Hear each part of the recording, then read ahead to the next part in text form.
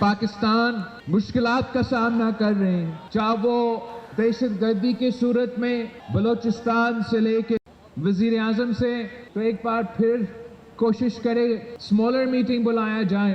वो सियासी जमातें जो किसी न किसी वजह से नहीं आ सके, हुकूमत को कोशिश करना चाहिए कि उनको कायल किया जाए, एक यकजहती पैदा करके मिलके अपना मुल्क का, अपना कौम का, अपना अवाम का दिफा करना चाहिए।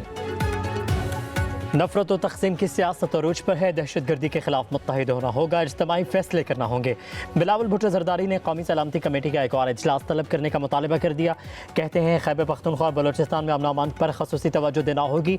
कौमी इशू पर इत्तफाक राय पैदा करना नागुज़ीर है। अवाम गुर्बत और बेरोज़गारी का मुकाबला कर रहे हैं। अपोजिशन ज़ाती मफादात की बजाय अवामी इशू पर सियासत करे। बिलावल भुट्टो का गवर्नर हाउस लाहौर में कारकुनों से खिताब, कहा कि अपोजिशन से अपील है कि लीडर की रिहाई के अलावा भी मसाइल पर तवज्जो दें।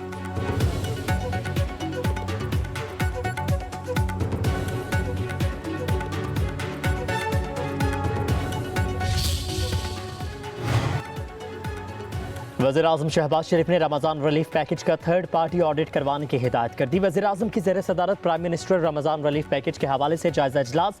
ब्रीफिंग में कहा गया कि अब तक 63% मुस्तहिक़ीन को रकम पहुँचाई जा चुकी है। वज़ीर-ए-आज़म ने कहा कि रमज़ान रिलीफ पैकेज में पैसे मुस्तहिक़ीन तक डिजिटल वॉलेट के इंतहाई सहल और शफाफ निज़ाम के जरिए पहुँचाए जा रहे हैं। वज़ीर-ए-आज़म का इस्लामाबाद में तकरीब से खिताब, कहा कि पाकिस्तान की आबादी का तकरीबन 65% देहातों पर ज़िंदगी गुजार कर अनाज पैदा करता है। विफाक सूबों के साथ मिलकर किसानों को बीज, खाद और अद्वियात बर वक्त मुहैया करे तो पाकिस्तान में दोबारा ज़राई इनकलाब लाया जा सकता है। मेहनत और लगन से आगे बढ़ें तो खत्ते में हमारा कोई सानी नहीं होगा।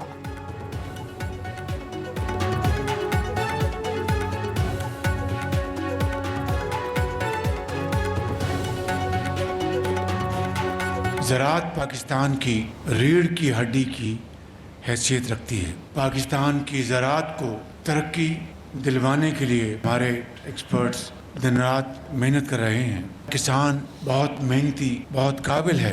उसको अगर आज किसी चीज़ की ज़रूरत है तो बेहतरीन बीज की ज़रूरत है, खाद की ज़रूरत है, जेन्युइन दवाइयों की ज़रूरत है, जाली अद्वियात की नहीं। अगले चंद सालों में पाकिस्तान की ज़राअत इतनी तवाना हो जाएगी कि मुल्की ज़रूरियात भी पूरी होंगी और एक्सपोर्ट्स के लिए सरप्लस भी मुहैया होगा। वज़ीर आला मरीम नवाज का जिन्ना अस्पताल का दौरा, इमरजेंसी वार्ड का मुआयना किया, मरीजों को मिलने वाले नुस्खे और अद्वियात चेक की। मरीजों ने शिकायत के अंबार लगा दिए। अद्वियात की अदम दस्तयाबी पर वज़ीर आला मरीम नवाज बरहम, MSO और प्रिंसिपल को मुअत्तल करने का हुक्म। वज़ीर आला पंजाब मरीम नवाज का लाहौर का अचानक दौरा, शहर के मुख्तलिफ इलाकों में सुथरा पंजाब के तहत सफाई की सूरत हाल का जायजा लिया। मुख्तलिफ सड़कों और बाजारों का मुआयना, हरबंसपुरा में फील्ड अस्पताल का भी मुआयना किया।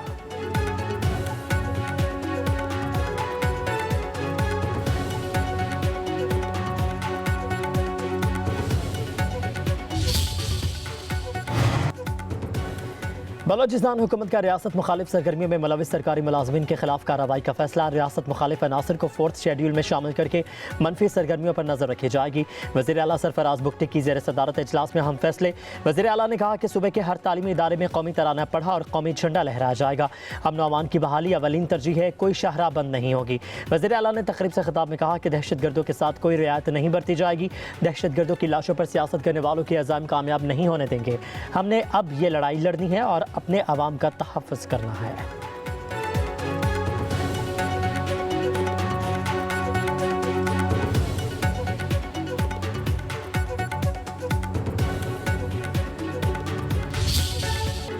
बानी वीडियो आएगी। मंगल और जुमेरात की मुलाकात बहाल, मुलाकात करने वाला मीडिया टॉक नहीं करेगा। इस्लामाबाद हाई कोर्ट के कायम मुकाम चीफ जस्टिस सरफराज डोगर की सरबराही में 3 रुकनी बेंच का फैसला। जेल मुलाकात के बाद मीडिया टॉक की क्या ज़रूरत है, ये मुलाकात करें और जाएं।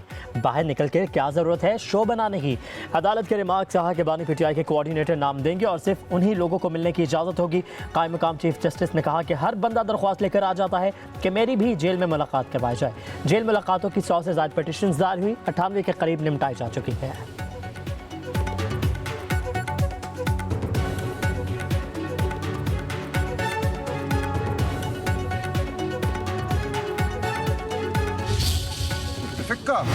SOP था, यानी कि लाएअमल था खान साहब से मुलाकातों का, उस पर अमल नहीं हो रहा। नवंबर से जो उनके रफ़क़ा हैं, जो दोस्त हैं, जिनसे वो मिलना चाहती हैं, जिनके साथ उन्होंने अपनी ज़िंदगी गुजारी है उनको नहीं मिलने दिया जा रहा। 6 नाम रुफ़का के, 6 नाम वकला के जो मंगल को मिलेंगे, और इसके अलावा जो उनकी बहनें हैं या बुशरा बीबी की साहबजादियाँ हैं वो मिलेंगे। तो ये बात आज तय हो गई। हम तवक्को करते हैं कि इस पर अमल होगा और खान साहब के जो हुकूक हैं वो उनको दिए जाएंगे। ये मुमकिन नहीं कि बानी पीटीआई किसी भी किस्म की मुआफ़ी मांगे। मुलाकात के बाद मीडिया से गुफ्तगू पर पाबंदी सिर्फ रफ़ाका के हवाले से लगी है। सेक्रेटरी जनरल पीटीआई सलमान अकरम राजा की मीडिया से गुफ्तगू, कहा कि तय पाया है कि बानी के जो हकूक़ हैं वो उनको दिए जाएंगे। गुफ्तगू पर कदगन तो किसी इंसान पर नहीं लग सकती। अरकान पार्लियामेंट ने अपना नुक्ता नज़र पेश करना होगा, वो कर देंगे। कहा कि अपोजिशन जमातों के दरमियान अच्छी मशावरत चल रही है।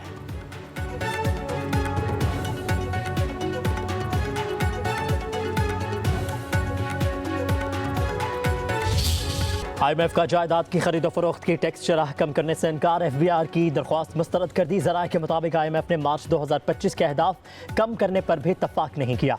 ज़राए के मुताबिक IMF ने बिजली रिलीफ की तजवीज़ भी मुस्तरद कर दी। वफाकी हुकूमत ताहाल बिजली रिलीफ पैकेज पर IMF के ग्रीन सिग्नल के मुंतज़िर। कानूनी पेचीदगियाँ भी बिजली रिलीफ पैकेज की राह में बड़ी रुकावट करार।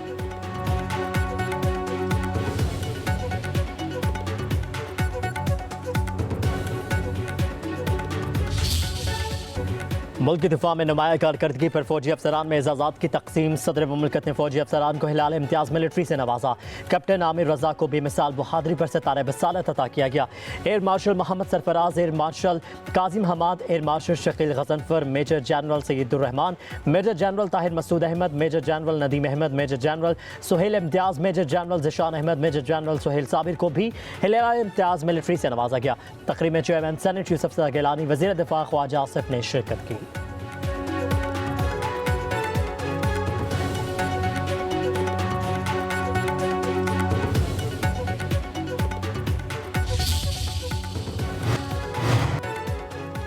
रमज़ान मुबारक में शुगर माफिया की मनमानी। बाजारों में चीनी की 180 रुपये फ़ी किलो फ़रोख्त। वफाकी वज़ीर राना तनवीर हुसैन ने चीनी की कीमतों में इजाफे की खबरें बेबुनियाद करार दे दी। चीनी की कीमत में इजाफा न होने का दावा। कहा कि मार्केट में चीनी 164 रुपये और यूटिलिटी स्टोर्स पर 153 रुपये फ़ी किलो फ़रोख्त हो रही है।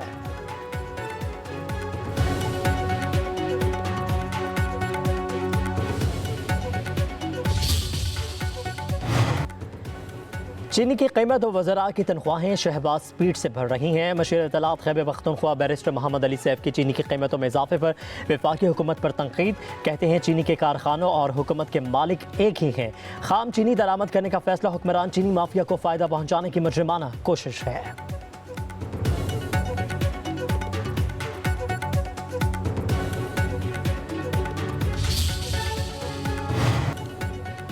वज़ीर आला सिंध का 3 जामियात के 30,000 तलबा को स्कॉलरशिप्स देने का ऐलान। गूगल कैरियर सर्टिफिकेट स्कॉलरशिप के हवाले से इजलास। मुराद अली शाह ने कहा कि हुकूमत सिंध डिजिटल तालीम और हुनरमंदी में इनकलाबी इक़दामात कर रही है।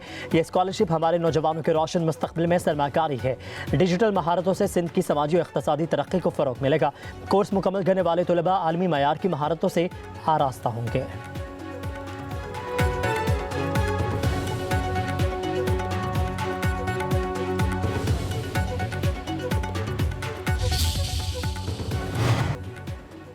गैर कानूनी नहरों की तामीर कबूल नहीं। मुतनाज़ कैनाल्स की इजाज़त नहीं देंगे। सिंध के सीनियर वज़ीर शर्जील इनाम अमन का कहना है पीपल्स पार्टी ने पानी के मसले पर हमेशा दो टोक मौक़िफ़ अख्तियार किया। पीपल्स पार्टी ही सिंध के पानी के हकूक़ की मुहाफ़िज़ है। सिंध के मफादात पर कोई समझौता नहीं करेंगे। पीपल्स पार्टी ने हमेशा हक़ और सच की बात की।